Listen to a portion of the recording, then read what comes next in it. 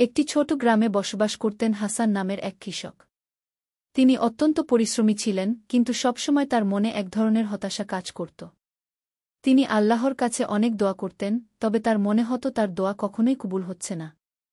একদিন গ্রামের মসজিদের ইমাম সাহেবের কাছে গিয়ে হাসান তার দুঃখের কথা বললেন। ইমাম সাহেব, আমি এত পরিশ্রম করি, তবুও আমার দোয়া কবুল হয় না। আল্লাহ কি আমার দোয়া শোনেন না?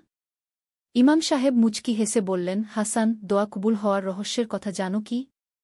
আল্লাহর কাছে দোয়া করার সময় ৩টি বিষয় খুব গুরুত্বপূর্ণ। হাসান কৌতূহলী হয়ে জিজ্ঞেস করল, কি সেই ৩টি বিষয়?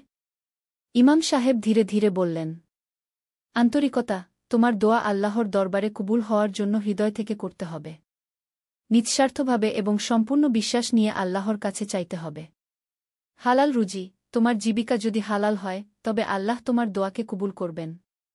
কিন্তু হারামের মাধ্যমে উপার্জন করলে দোয়ার প্রভাব হারিয়ে যায়। সবর, দোয়া করার পর ধৈর্য ধরে অপেক্ষা করো। আল্লাহ কখনো দোয়া ফিরিয়ে দেন না, তবে তার সময় মতো এবং তার প্রজ্ঞা অনুযায়ী কবুল করেন। হাসান গভীরভাবে কথাগুলো শুনলেন। তিনি তার জীবনের ভুলগুলো ঠিক করতে শুরু করলেন। প্রতিদিন তিনি আল্লাহর কাছে আন্তরিকভাবে দোয়া করতেন, হালাল পথে রিজিক উপার্জন করতেন এবং ধৈর্যের সাথে আল্লাহর ফয়সালা মেনে নিতেন। কয়েক মাস পরে তার জীবনে আশ্চর্য পরিবর্তন দেখা দিল। তার ফসল ভালো হল, তার মন শান্তি পেল এবং তিনি বুঝতে পারলেন আল্লাহর প্রতি ভরসা রাখাই আসল রহস্য। আল্লাহ আমাদের দোয়া শুনেন, তবে তিনি আমাদের কল্যাণের জন্যই সময় মতো তা কবুল করেন।